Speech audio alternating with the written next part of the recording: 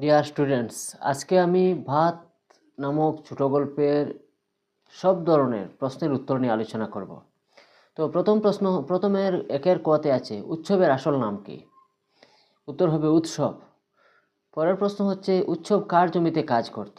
উত্তর হবে উৎসব সতীশ মিস্ত্রির জমিতে কাজ করত। পরের প্রশ্ন হচ্ছে কার মঙ্গল কামনায় যজ্ঞের আয়োজন করা হয়েছিল? উত্তর হবে বড় বাড়ির 82 বছরের বুড়ো কর্তার। পরের প্রশ্ন হচ্ছে বাসিনী লুকিয়ে উৎসবকে কি খেতে দিয়েছিল?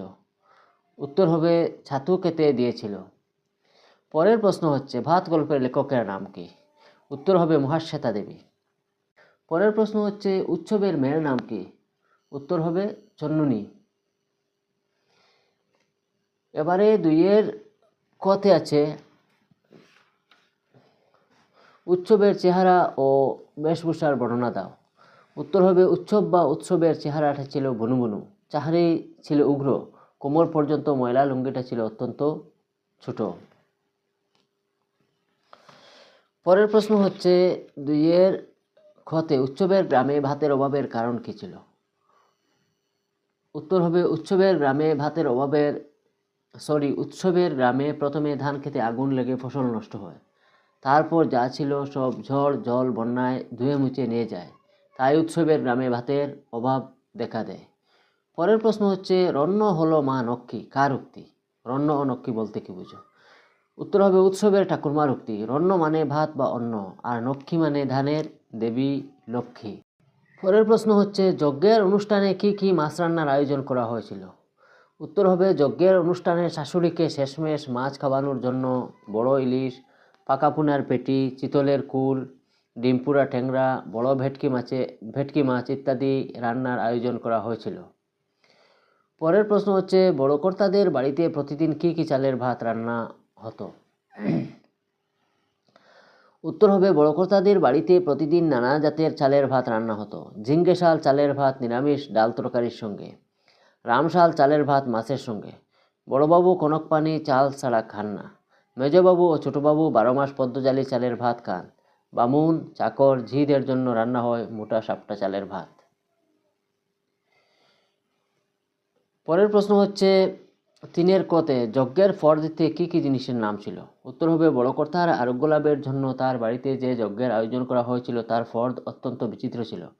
ফর্দে ছিল বেল, কেওড়া, অসত্য, বট, তেঁতুল গাছের কাঠ, কালো বিড়ালের লোম, শ্মশানের বালি। পরের প্রশ্ন হচ্ছে কিন্তু সাগরে শিশির পড়ে, ব্যাখ্যা করো। উত্তর হবে আলোচ্য অংশটুকু মহাশ্বেতা দেবীর ভাত গল্প থেকে নেওয়া হয়েছে। বাসিনীর লুকিয়ে দেওয়া ছাতু খেয়ে তার মনে হয় যে তার খিদের সাগরে ওই ছাতুটুকু শিশির পড়ার মতোই কিঞ্চিত মাত্র। মহাশ্বেতা দেবীর লেখা ভাত গল্পটি এক ক্ষুধার্ত ভাগচাষীর গল্প। এই গল্পের মুখ্য চরিত্র উৎসব এক ক্ষুধার্ত ভাগচাষী। সে কাজ করতে আসে কলকাতার এক বড় লোকের বাড়িতে।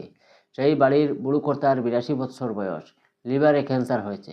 ডাক্তার জবাব দিয়েছেন শেষ শয্যায়, চিকিৎসার অবকাশ নেই, তাই এক তান্ত্রিক আনা হয়েছে যজ্ঞ করতে। উৎসব সেই যজ্ঞের কাঠ কাটতে এসেছে। যজ্ঞের কত আয়োজন হচ্ছে, তার সঙ্গে গিন্নিকে শেষমেশ মাছ খাওয়ানোর জন্য যেন রান্নার মহোৎসব শুরু হয়েছে। উৎসব ক্ষুধার জ্বালায় কাজ করতে পারে না। সে বাসিনীকে অনুরোধ করে এক মুঠো চাল দিতে। সে চিবিয়ে খাবে, কিন্তু বাসিনী তার গ্রাম সম্পর্কে দাদাকে চাল দিতে চায় না। লুকিয়ে কিছু ছাতু দিয়ে যায়। উৎসব বাইরে গিয়ে সেই ছাতু খেয়ে নেয়। দোকানে ভাড় চেয়ে নিয়ে জলও খায়, কিন্তু খিদের পেটে তা যেন কিঞ্চিত মাত্র। তার মনে হয় সে যা খেয়েছে তা সমুদ্রের জলে এক বিন্দু শিশিরের মতোই অস্তিত্বহীন হয়ে পড়েছে। পরের প্রশ্ন হচ্ছে কলকাতা গিয়ে খেয়ে মেখে আসি, কে বলেছে? কলকাতা গিয়ে তার কি অভিজ্ঞতা হয়েছে লেখো। অথবা ভাত গল্পের মূল বিষয়বস্তু লেখো। অথবা উৎসবের খিদের বর্ণনায় ভাত গল্পের মূল বিষয় যুক্তিসহ আলোচনা করো। তো স্টুডেন্টস, আমি এই টেক্সট বুকের লাস্টে যে দুইটা প্রশ্ন আছে সেই দুইটার একই উত্তর বানিয়েছি, আর আরেকটা প্রশ্ন জুড়ে দিয়েছি, যেমন ভাত গল্পের মূল বিষয়বস্তু লেখো, এইটা জুড়ে দিয়েছি। তো এখানে মেইন বইয়ের লাস্টে যে দুইটা প্রশ্ন আছে সেই দুইটার মধ্যে প্রথম প্রশ্ন কলকাতায় গিয়ে খেয়ে মেখে আসি, এইটা যদি আসে তাহলে প্রথমের শুরুতে একটা বাক্য শুধু অ্যাড করতে হবে। এখানে বলা হয়েছে কে বলেছে, তো উত্তরটা হবে উৎসব বলেছে। বাকি দুটো প্রশ্নের উত্তরই একই। তো যাই হোক, কোনো এক রাতে তুমুল ঝড় বৃষ্টি আর মাতলা নদীর জলোচ্ছ্বাসে উৎসবে স্ত্রী পুত্র কন্যা হারিয়ে গেছে। সে হয় সর্বহারা, তাই উৎসব দুমুঠো ভাতের জন্য হয় শহরমুখী। সে এসেছে গ্রাম সম্পর্কে এক বোন বাসিনীর মনিব বাড়ি কলকাতায়। সে বাড়ির বড় কর্তার হয়েছে লিভারে ক্যান্সার। ডাক্তার জবাব দিয়ে গেছেন উনি আর বাঁচবেন না।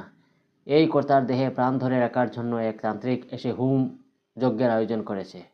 যজ্ঞের জন্য মুখ্য বস্তু বিভিন্ন ধরনের 2.5 মণ কাঠ, আর এই কাঠগুলো এক মাপে কাটার জন্য ভার নিয়েছে উৎসব, বিনিময়ে শুধু ভাতের। কিন্তু সে এত ক্ষুধার্ত ছিল যে বাসিনীর হাতে চাল দেখে ঝাপট মেরে এক মুঠ চাল মুখে দেয়। বাসিনী তার ক্ষুধার জ্বালা অনুভব করে গোপনে এক ঠুঙ্গা ছাতু দিয়ে যায়। উৎসব বাইরে গিয়ে সেগুলো খেয়ে রাস্তার ধারের কল থেকে জল পান করে। সে শুনেছে ছাতুকে জল খেলে পেট ভরে, কিন্তু তার পেট ভরল না। সেভাবে যা খেয়েছে তা সমুদ্র জলে এক বিন্দু শিশিরের মতোই। সন্ধেবেলায় কর্তার মৃত্যু হলে বাসিনী যখন অশৌচ বাড়ির রাধা ভাত ফেলতে যায়, তখন মরিয়া উৎসব বাসিনীর হাত থেকে ভাতের ডেকচি প্রায় কেড়ে নিয়ে ভাত খেয়ে তৃপ্তিতে ঘুমিয়ে পড়ে। পরদিন ডেকচি চুরির অপরাধে উৎসবকে পুলিশ গ্রেপ্তার করে নিয়ে যায়। তো স্টুডেন্টস, এই হচ্ছে ভাত গল্পের ছোট বড় সব ধরনের প্রশ্নের উত্তর। ভিডিওটা যদি ভালো লেগে থাকে তাহলে তোমরা চ্যানেলটা সাবস্ক্রাইব করে নিও, আর বন্ধু বান্ধবদের সঙ্গে শেয়ার করে দিও, যাতে তোমাদের মতো তারাও পড়তে বুঝতে তাদের সুবিধে হয়। তো আজ এই পর্যন্ত।